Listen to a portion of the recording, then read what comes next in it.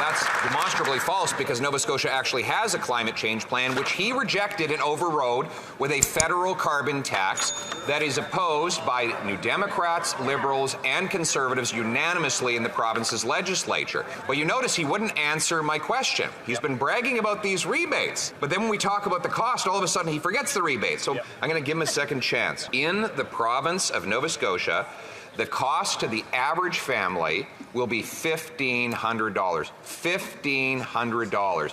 $1,500 per Nova Scotia family. How much is the rebate? The Right Honourable Prime Minister. Speaker, that is simply not true.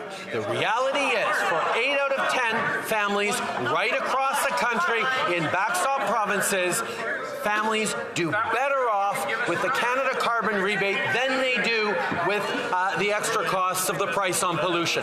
This is a plan to fight climate change, but it's also a plan to put more money in the pockets of families from coast to coast to coast. Now, the Conservative leader doesn't care about fighting against climate change, and he doesn't care about affordability either, because he would rip up the rebate checks and he would do less on fighting climate change. We're going to keep delivering for Canadians. Hear, hear. Still won't answer the question.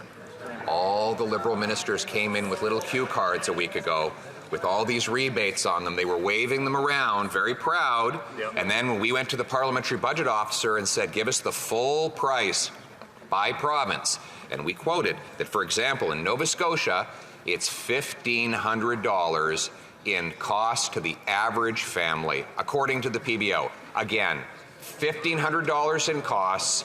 What is the rebate? The number. Mr. Speaker, we see the lengths to which the Conservative Party will go to mislead Canadians about a plan that fights climate change and puts more money in the pockets out of 8 or 10 Canadian families. The parliamentary budget officer himself admitted and said that you cannot take his words out of context because he did not calculate the costs of inaction on fighting climate change. He did not calculate the competitive advantages of the innovation and the solutions and the economic growth that comes with putting a price on pollution. The Conservative Party are not telling the full story. Mr. Speaker, he did not, the parliamentary budget officer did not include the cost of climate change because the carbon tax doesn't address the cost of climate change. The parliamentary budget officer made clear the carbon tax will do nothing to change the cost of climate change, and that's why it costs, the tax costs more for every family in every province. So let's go to Alberta, where the two of the NDP leadership candidates have come out against the carbon tax, and the Prime Minister's only friend in the province, Naheed Nenshi, has gone totally silent. Albertans will pay $2,900 in carbon tax per family. What will be the rebate for them? Mr. Speaker, $1,800 a year is the average, is the family of 4 in Alberta Canada carbon rebate. That is helping them, and according to an analysis by the parliamentary budget officer, is more than they pay in extra price on pollution because of the price we put into the federal level.